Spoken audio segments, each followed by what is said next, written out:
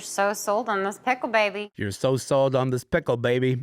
Okay, look, I am not the only person fascinated by the pairing of Benny Blanco and Selena Gomez. Since they got together, the internet keeps talking about them, about like, do they fit together? They seem so different and so opposite one another.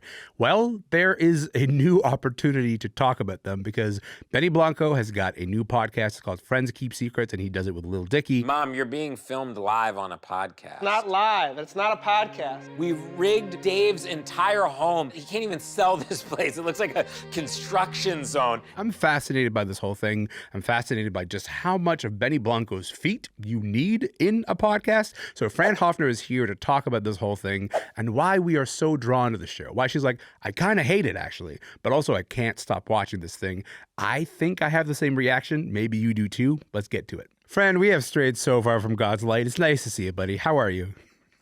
I'd be doing better if I had not seen these episodes, but I'm coping, all considering. I appreciate the coping mechanism. I think that the idea of like watching Lil Dicky say Everything would look like the zone of interest.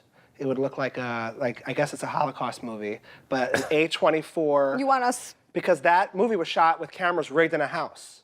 And it looks so, but I don't know that it would really travel online well. it's distressing, but also you hear Lil Dicky say, also Lil Dicky's real name, Dave Bird. He wasn't born Lil Dicky, but we should say that he doesn't want it to be a podcast. It's of course a podcast, but for those people who have not seen it, how would you describe it?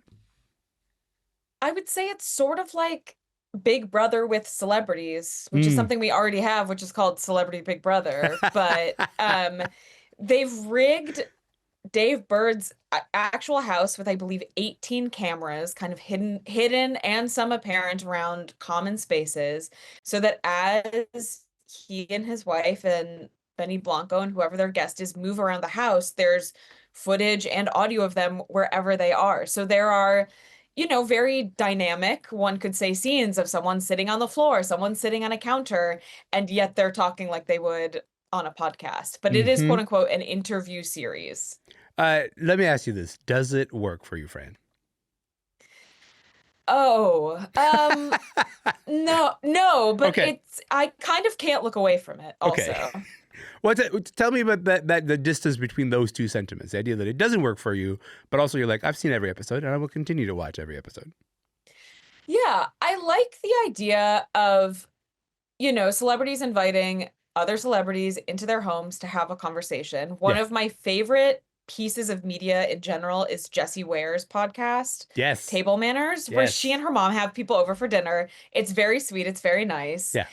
But there's a sort of stilted quality so far to Friends Keep Secrets where, there's only been 2 episodes, but there's a real intimacy between Benny and Dave and Kristen, who are the hosts, and whoever they're bringing on. I don't think all these guests are going to be their close, intimate friend with whom they're down to sit on the floor and talk about all sorts of gross or random things with. Yeah. So there's a little bit of a divide that makes it both interesting to watch, but also very uncomfortable. Okay, I want to play another clip from the show. So it gives you a bit more of the sort of chaotic vibe of the show. This is the most recent episode featuring Benny Blanco's wife, Selena Gomez. We're all gonna eat a pickle at the same time. Babe, will you have a pickle with us? He won't do it. Mochili? How's Benny? Selena, did Benny ever slide into your DMs? No, we already knew each other. We were friends. We were talking. Let me try to go back to the first one. Okay. Have Okay. you done that? You probably No, have. read us the first thing he ever said to you. Wait. Before we do this, Dave, You're so sold on this pickle, baby. I really you don't have to. You're so sold on this pickle, baby. Okay, so it does feel like watching sort of like the Big Brother real world thing, but with relatively famous people and also Lil Dicky's wife here. And so is there an appeal to this sort of like unstructured vibe that they have going on? Does that have a draw for you? Definitely. And I think they want it to feel as though we're being let in on something, even from title alone, which is Friends Keep Secrets. Yeah. Or secret. Yeah. I always keep wanting to call it Secrets Between Friends. So maybe they should workshop that a little bit. But I do think there is this element that we are being shown something that we shouldn't be seeing, that there is this kind of intimacy.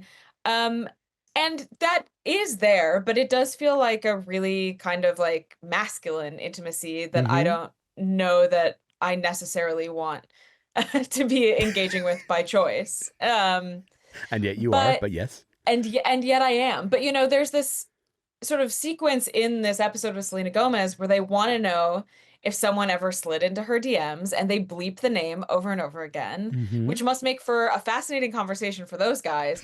I have no idea who they're talking about.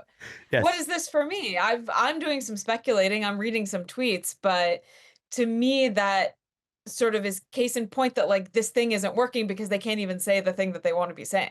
I will say that like one of the fascinating things about the show is that it seems to be building on the already existing hyperfixation that people have on the matchup between Selena Gomez and Benny Blanco. Like I think like when they were sort of like when they were like, hey, we're a couple and this is going to continue to be a thing, there was a strong sort of reaction about feeling like these two are not necessarily matched together, but also at the same time they seem to genuinely enjoy one another's company and seem to really love one another. But how much does that hyperfixation on Benny and Selena sort of play into, you know, you watching the show or anyone watching the show going like, let me get a little closer to what's going on in that dynamic? I think people want to have some kind of endearing in with Benny Blanco. I think they feel a little put off by his kind of Joker prankster energy. I think they see him as really brash compared to Selena, who's so poised and Very professional. polished. And, Yeah. yes, and self-censored by her own admission. And she says as much on the show that like Benny doesn't have to think about that stuff or chooses not to think about that stuff as much as she does. And so I think people are looking for ins to like him or to justify what she sees in him. And I think he's pushing up against that. I think he's like, look at how gross I am. He's kind of showing it off a little, which I respect. Like he's not going to give people what they want in this, and that is kind of cool. So one of the things that they kept in the edit for the podcast is like they kept Benny Blanco sort of farting on the couch. They kept Benny Blanco having very dirty feet while, you know, sitting on the couch. And it's that thing that you just mentioned, the idea of like pushing up against, you know, the internet's already sort of strong reaction to Benny Blanco.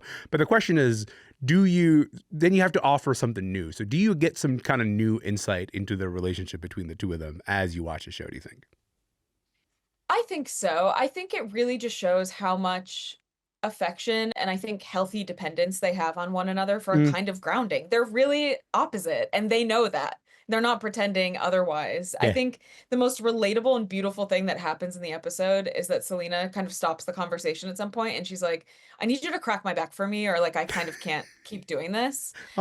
Which to me is like the most, like I'm constantly asking my husband to do that for me. So I was like, oh, I actually understand this dynamic 100%. Okay. You know what? You sold me just based on that vignette alone. I got like 15 seconds left here. Do you want a particular name to come on the show from all their famous friends? Who do you hope will end up on the couch? Let's get Taylor on the couch. It's never gonna happen, but she's never gonna do it. But that's the correct answer. Is I want to see Taylor Swift in this messy dynamic, talking to Lil Dicky. That's everyone's nightmare. But of course, everyone will also absolutely watch that. Fran Hoepfner, you're the best. Thank you so much for your time, friend. I really appreciate it. Thanks for having me. Yes, of course, anytime. Fran Hoepfner is a senior news writer with Vulture, based in New York, and you can watch that show if you must. It's called Friends Keep Secrets, and you can find that on YouTube. My name is Elamin Abdelmahmoud. This show is called Commotion. We'll be back tomorrow. Would love to see you then.